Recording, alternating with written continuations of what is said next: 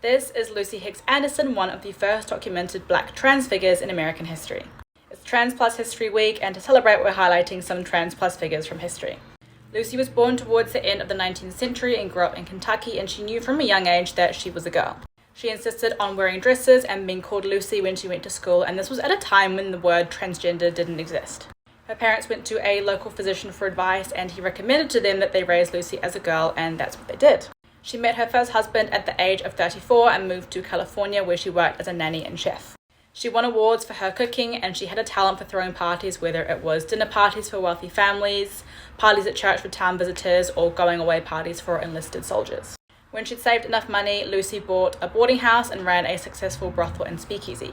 And it was her good reputation within her community that made it easier for her to run her illegal businesses. One time, when she was arrested for selling liquor, she was bailed out by the leading banker in town because he needed her for a dinner soiree that evening. Lucy divorced her first husband in 1929 and got remarried in 1944 to a retired soldier. When there was an outbreak of venereal disease in the Navy that was traced back to Lucy's brothel, a doctor examined all of the women who worked there and insisted on examining Lucy too. And when he did, he went public with what he discovered.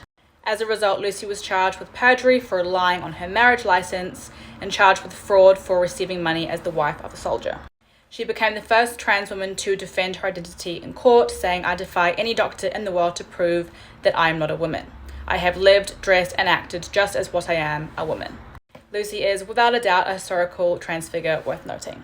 Make sure to let us know in the comments which other historical trans plus figures you think should be recognized this week. And while you're here, please make sure to subscribe to Sex and Space for more intergalactic journeys into queer history.